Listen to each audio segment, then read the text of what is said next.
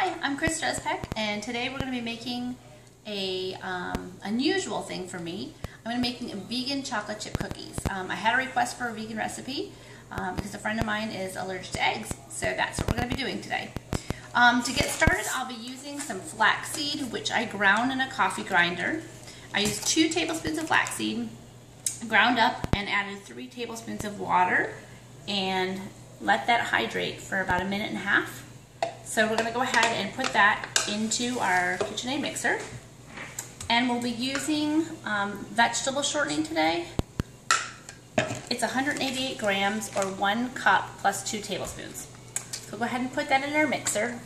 And we're going to beat that up. If we can get our mixer started. Alright, hang on just a second if you want to. Okay. So we're just going to cream that together. And I'm going to add, in here I have 1.5 cups of sugar, regular granulated sugar. We're just going to add that right in there. Now the mash is taking place, the mash with the flaxseed is taking place of eggs. So once that's fairly beat up there, we're going to go ahead and add our, this is baking soda, it's 3/4 of a teaspoon of baking soda. Go ahead and add that in. And our flour, we have 2¼ cups of flour. And you notice that I go ahead and pre-measure everything. That is called mise en place in French. And we're not going to beat this up as much as we normally would. We're developing a little bit of the gluten, and that's why I'm using a mixer today, because we don't have the eggs to help us build structure. And we're just going to keep that mixing until it's all mixed together. If you find that it's too dry, you can add a bit of water to that.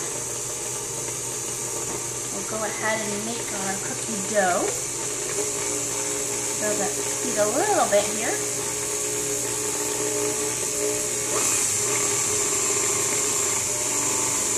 Too fast.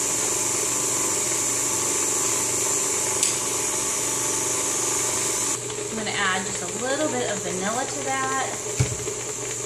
And a pinch of salt. Salt's always great for bringing out sweet flavors. And you can see that it's just starting to pull together nicely.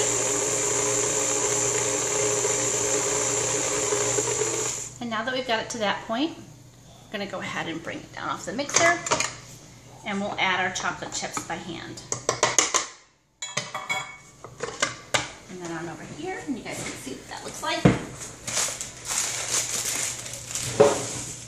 I'm going to add about 1/2 bag of chocolate chips.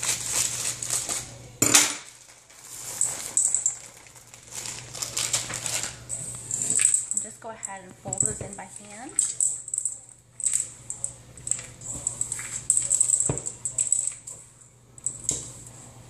Until they're nice and worked in that dough.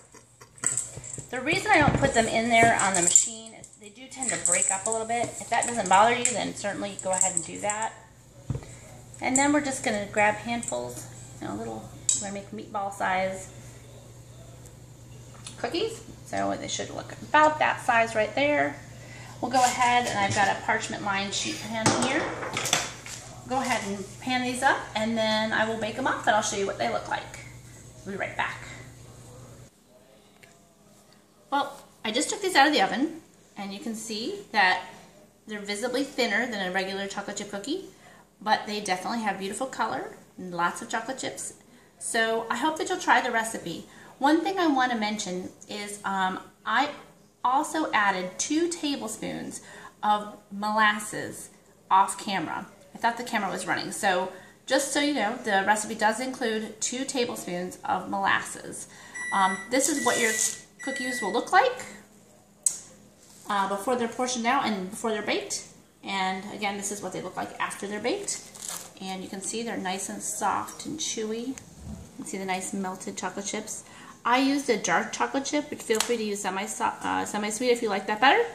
And I hope you'll give it a try and let me know what you think. Happy baking!